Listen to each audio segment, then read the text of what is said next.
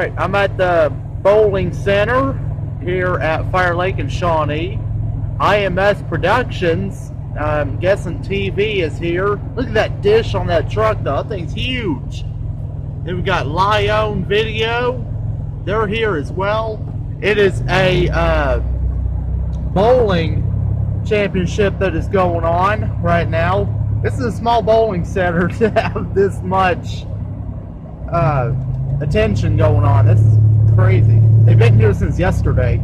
They got the bowling team trailers right around here for the team. I'm going to put my camera down for a second. And see, here's the trailers.